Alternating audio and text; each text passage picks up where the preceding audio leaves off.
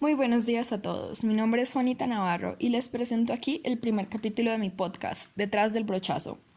En estos próximos minutos voy a hablarles sobre uno de los personajes más excéntricos y enigmáticos de la historia del arte contemporáneo, el portador de un bigote que jamás pasa desapercibido, el mismísimo Salvador Dalí, un hombre que exhalaba arte y lo llevaba consigo mismo a todas partes.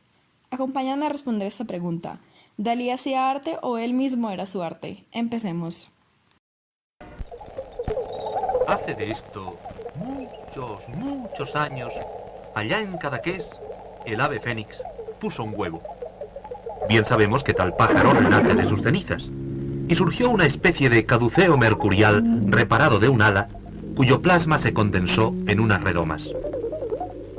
Así nació Dalí. Comienzo diciéndoles un dato muy interesante, y es que la historia de Dalí comenzó incluso antes de que Dalí hubiese nacido. Los papás de Salvador Dalí concebieron a su hermano mayor, Salvador Dalí, pero él desafortunadamente se murió pocos años después de haber nacido. Ya después vino el Salvador Dalí que conocemos hoy en día.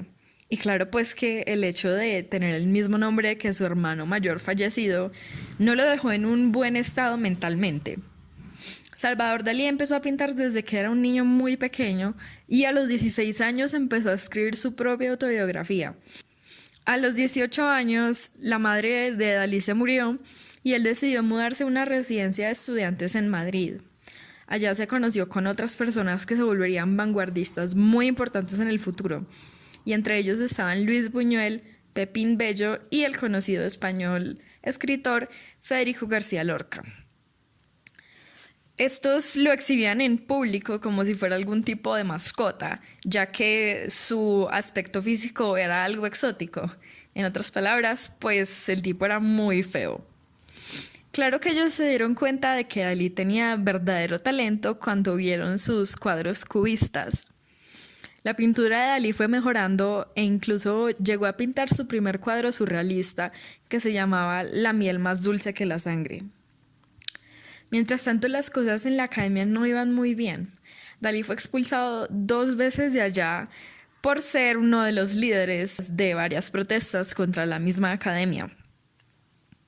Ahora voy a contarles un poco sobre la relación entre Dalí y Federico García Lorca. Entre ellos se intercambiaron muchísimas cartas de amor, con aspectos muy románticos y muy eróticos. Desafortunadamente, muchas de esas cartas ahora no existen porque la futura esposa de Dalí, Gala, las destruyó en un ataque de celos. Fueron amantes durante mucho tiempo, pero comenzaron a distanciarse después de que Dalí empezara a criticar duramente la obra de Federico García Lorca, El romancero gitano. Después de esto hubo una ruptura total en su relación.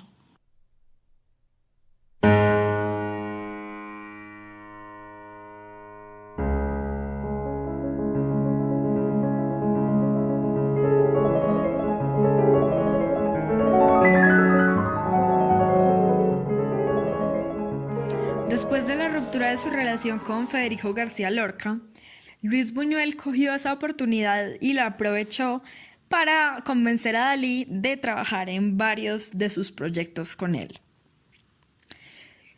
Luis Buñuel empezó a interesar a Dalí en la fotografía y en el cine. Empezaron a colaborar y el cine surrealista nació con un proyecto que se llama Un perro andaluz. Después de hacer varias películas, hubo una gran disputa por los créditos de sus trabajos y la relación entre ellos dos terminó ahí. Desafortunadamente, la mayoría de sus trabajos cineastas no tuvieron mucho éxito y entonces Salvador Dalí decidió ir a Estados Unidos para trabajar en otros proyectos con Walt Disney. Estos tampoco prosperaron.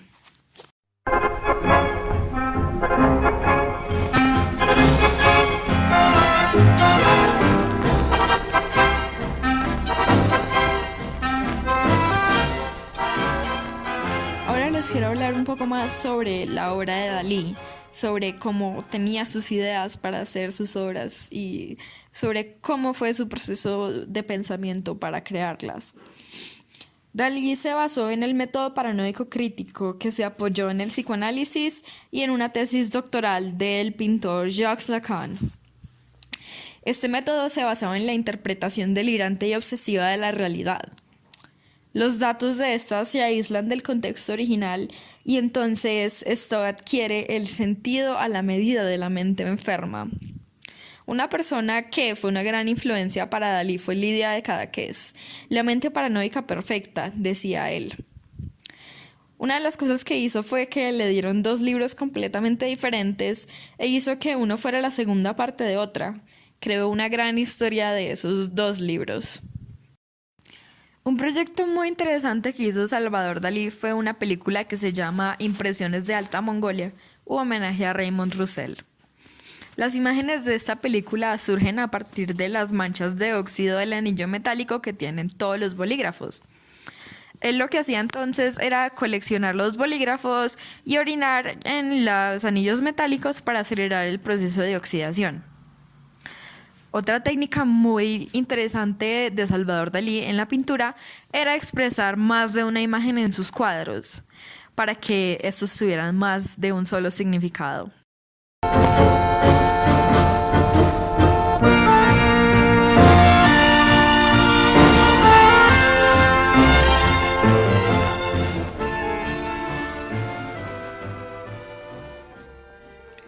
Ahora voy a hablarles sobre la persona más importante en la vida y en la obra de Dalí, Gala. Antes de haber estado con Dalí, Gala estuvo en relaciones con artistas y con escritores también muy famosos, pero al haberlo conocido a él se divorció de su esposo y se fue a vivir con él junto a su hija Cecile. Dalí decía sobre su relación que eso trascendía de cualquier relación amorosa normal, que era algo más. Entre ellos había una conexión espiritual. Gala era su doble, era su esqueleto moral, su amante, su secretaria, su protectora e incluso su compañera de trabajo. Cuando vemos algunas obras de Dalí podemos ver que la firma no solo dice Salvador Dalí, dice Gala/Salvador Dalí. Esto fue porque Gala aportó muchísimo a la obra de Dalí, aportó conceptos, interpretaciones y pensamientos. Sin Gala no habría muchísimas obras muy importantes que conocemos hoy de Dalí.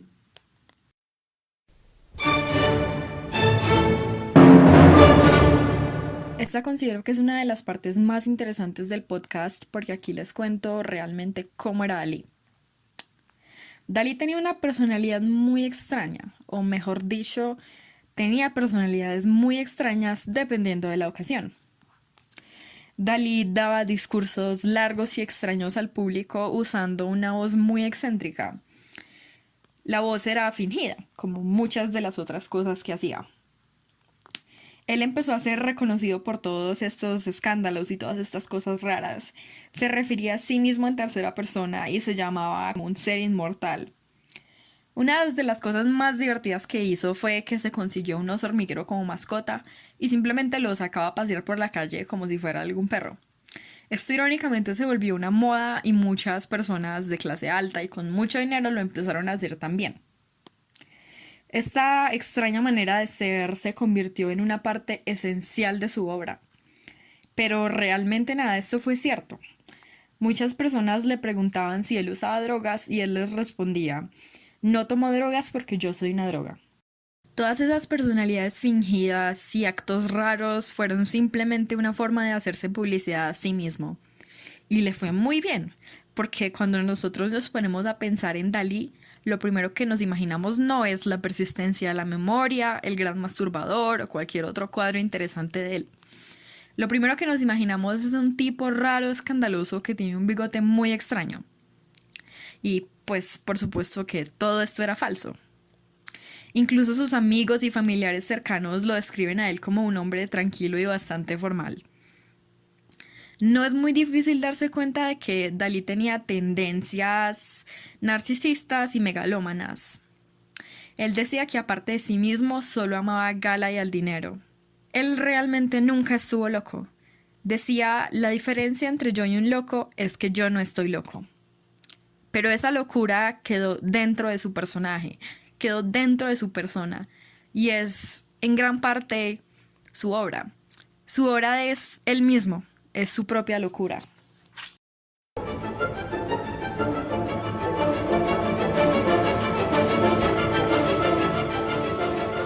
Aunque Dalí siempre afirmó que a él no le interesaba la política, fueron precisamente sus orientaciones políticas lo que los llevaron a ser expulsado del grupo de artistas y escritores surrealistas. Aunque de joven él era socialista, eso tomó un giro absolutamente radical. Él apoyaba al dictador español fascista Francisco Franco, que fue el militar que le dio lugar a la Guerra Civil Española y además fue influenciado por el totalitarismo alemán y el italiano. Además de eso, Dalí hizo parte del llamado fenómeno hitleriano. Él tenía una obsesión con Hitler, lo retrató en muchísimas de sus obras, pero él negaba apoyarlo. Aunque él negaba que la guerra le afectaba, es muy obvio que muchísimos sucesos y muchísimas masacres, sobre todo el asesinato de Federico García Lorca, llevado a cabo por fuerzas franquistas, eso lo dejó muy mal mentalmente.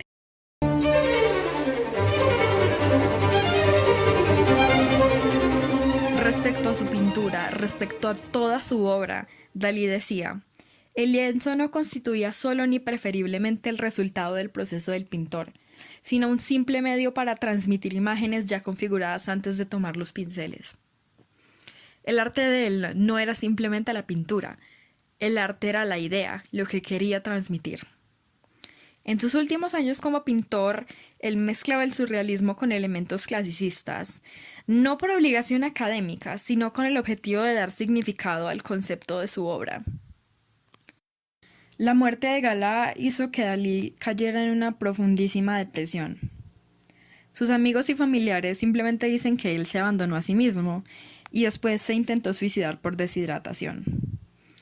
Después de esto, Dalí expuso al público su última pintura que se llama Cola de golondrina. Ocurrió un incendio en su casa y luego fue forzado a vivir con cuidadores. Se rumorea que sus cuidadores lo obligaban a firmar lienzos en blanco para que luego en ellos se pintara algo y poder venderlos como lienzos originales de Dalí. Finalmente, Dalí murió en 1989, dejando atrás un legado grandísimo y una idea que jamás va a morir.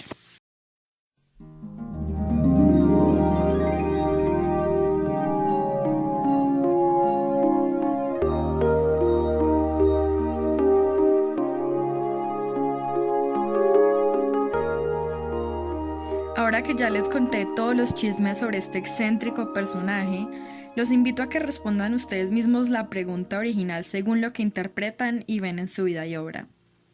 Espero que les haya gustado este capítulo y ojalá los haga interesarse en el mundo onírico y lleno de ideas que es el arte contemporáneo.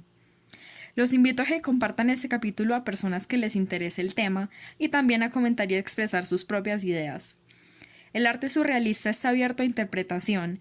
Entre más puntos de vista haya, más interesante y divertido es analizar una obra. Les agradezco muchísimo por acompañarme en este viaje y espero que tengan un buen día. Todos los años trisiestos, Dalí vuelve a nacer y lo festeja.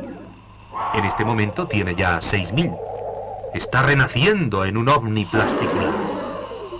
En un escarabajo sagrado traído de las pirámides de Egipto, lleva encerrada su alma lepidóptera que ahora lanza a los aires.